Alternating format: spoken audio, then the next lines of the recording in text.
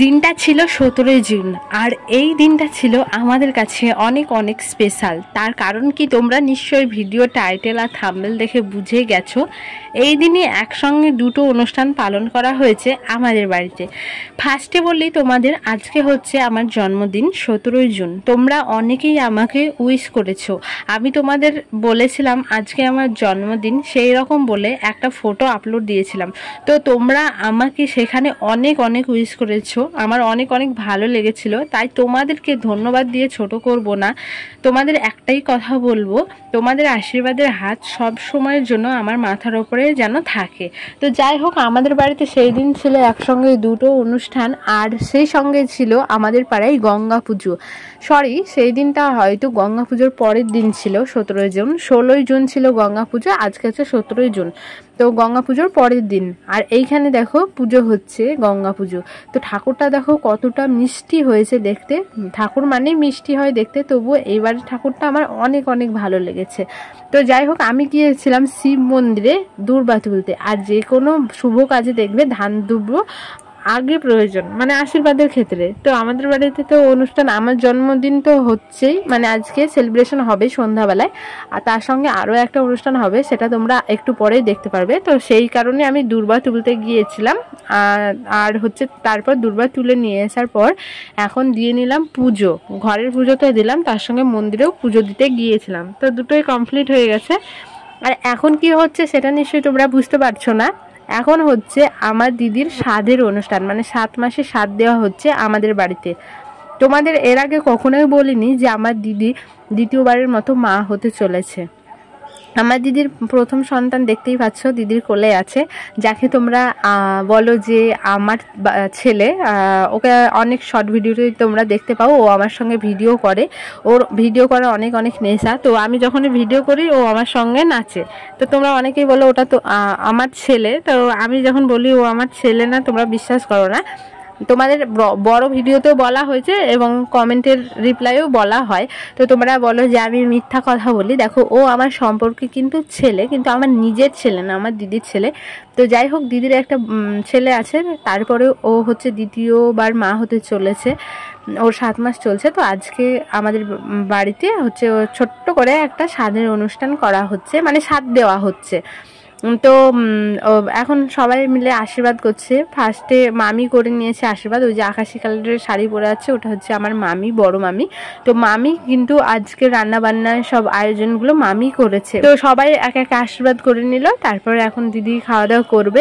আর তোমরা সকলে আশীর্বাদ করো যে দিদি যেন সুষ্ঠুভাবে সন্তান জন্ম দিতে পারে। আমাদের বড় বাবু যখন হয় তখন অনেক প্রবলেম ফেস করেছি আমরা, দিদি অনেক অনেক কষ্ট পেয়েছে, সেরকমটা যেন এবার না হয়। তোমরা আশীর্বাদ করো ও যেন সুস্থভাবে সন্তান জন্ম দিতে পারে। আর আজকে কি কি রান্না হয়েছে সেটা তোমরা নিশ্চয়ই দেখতে পেলে। তো চলো তোমাদের বলি। হয়েছিল শাক, আলু ভাজা, তারপরে পটল ভাজা, বড়া ভাজা, একটা তরকারি, তারপরে ডাল, মাছ, চাটনি, পায়েস, আর কিছু মিস গেল কি আমার ঠিক মনে নেই। যাই হোক, এই রান্নাগুলোই হয়েছিল। আর তোমাদের দেখালাম, বাবু দেখলে কতটা কাজে ব্যস্ত। ও যখন ছোট্ট, কেবল 1 পা 2 পা হাঁটতে শিখেছে, তখন থেকে ওকে একটা ছোট্ট ঝাঁটা করে দেওয়া হয়েছিল। তো ওই ঝাঁটা দিয়ে ও ঝাড় দিয়ে বেড়াতো বারান্দায়, তারপরে ঘর মুছতো। তো অনেক অনেক ভালো লাগতো, ওই ছোট ছোট হাত পায়ে কাজ করে বেড়াতো, অনেক অনেক দেখতে ভালো লাগতো। বাচ্চারা কাজ করলে দেখবে অনেক ভালো লাগে, যে কোনো জিনিসই বাচ্চাদের অনেক অনেক ভালো লাগে। তো যাই হোক, ওটাই তোমাদের একটুখানি শেয়ার করলাম। তারপর দুপুরে আমিও খাওয়া দাওয়া করে নিয়েছিলাম। এখন হচ্ছে সন্ধ্যাবেলায়, এখন হবে আমার জন্মদিন সেলিব্রেশন। যদিও এবার চেয়েছিলাম না যে এবার আমার জন্মদিন সেলিব্রেশন করা হোক। তো কারণ কি, এই যে জুন মাসের 2 তারিখে আমার গিয়েছে বিবাহবার্ষিকী। তো সেই সময় তোমাদের দাদাভাই অনেক টাকায় খরচা করেছে, ছোট্ট করে না, একটু ভালোভাবেই সেলিব্রেশনটা করা হয়েছিল। যারা তোমরা বিবাহবার্ষিকী ব্লগটা দেখেছো তারা অবশ্যই জানো, আর যারা দেখো অবশ্যই দেখো। অনেক অনেক ভালো দিনটা কাটিয়েছি। তো সেই কারণে আমি চেয়েছিলাম যে এই বছর কোনো রকম যেন সেলিব্রেশন না করে। তো তোমাদের দাদাভাই বলছিল না, তাও আমি সেলিব্রেশন করব। তো আমি ওকে অনেক বুঝানোর পর ও মেনে নিয়েছিল। তারপর দেখি মা সন্ধ্যাবেলায় কেক নিয়ে এসেছে। তো যাই হোক কেকটা এখন কাটিং করা হবে। আর বাড়ির সকলে মিলেই মানে বাড়ির কয়েকজন মিলেই হচ্ছে আছি আমরা।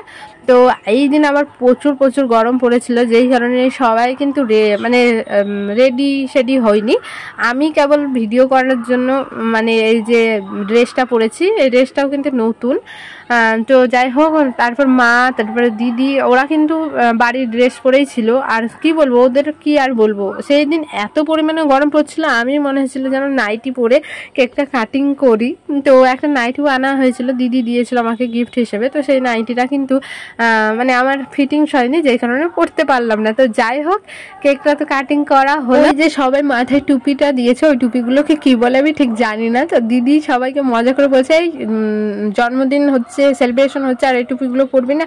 তো ও সবাইকে পরিয়ে দিচ্ছিল আর আমাকেও পরতে বলছিল। আর সব বিশ্বাস করো আমাকে সেই টুপিগুলো পরে একদম বেকার লাগছিল। আমি চেষ্টাও করছিলাম, মানে ওরা পরছে আমি পরছি না, আর বলছে আজকে তোমার জন্মদিন তুমি পরো, এরম বলছিল। তো আমি একবার মানে ট্রাইও করছিলাম, তারপরে ভালো লাগছিল না, যেই কারণে আমি পরিনি।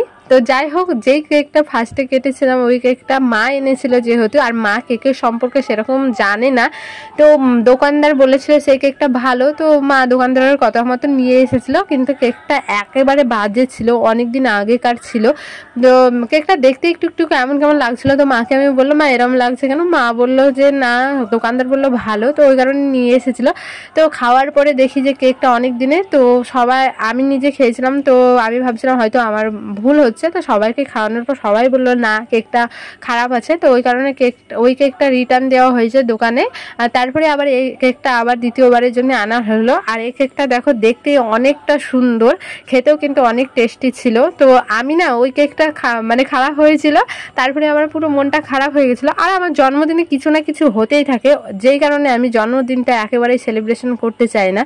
তো এবারও তাই কেকটা খারাপ হয়ে গেল, তো আমার অনেক মন খারাপ হয়ে গেছিলো। তারপর ওরা যখন কেক রিটার্ন করতে গেছিলো আমি ড্রেসটা চেঞ্জ করে নিয়েছিলাম, তারপর এই রাত্রির জন্য এই ড্রেসটা পরে নিয়েছিলাম। তো ওরা আবার বললো যে তোমাকে আবার কেক কাটতে হবে, তো আবার এই ড্রেসে কেটে নিলাম। আর এখন আবারও সবাই মিলে খাবো। আর সবাই বলতে কারা কারা আছে সেটা তো তোমরা দেখতেই পাচ্ছ, যারা আমাদের বাড়িতে কোনো ছোট্ট একটা অনুষ্ঠান হলেও কিন্তু তারা থাকে। আমাদের বাড়ির কয়েকজন তো ছিলাম, তার সঙ্গে ছিল আমাদের ভাই বোনগুলো, মানে পাড়ার ভাই বোনগুলোও ছিল, যাদেরকে মানে আগে থেকে নিমন্ত্রণ না করলেও ধরো এখন আমাদের বাড়িতে অনুষ্ঠান হচ্ছে, ছোট্ট করে অনুষ্ঠান হচ্ছে, 1 মিনিট আগেও যদি ডাকা হয় ওরা কিন্তু চলে আসে। তো এই জিনিসটা আমার অনেক ভালো লাগে। তো যাই হোক ওরা আমাদের সঙ্গে ছিল আর অনেক মজাও করেছি।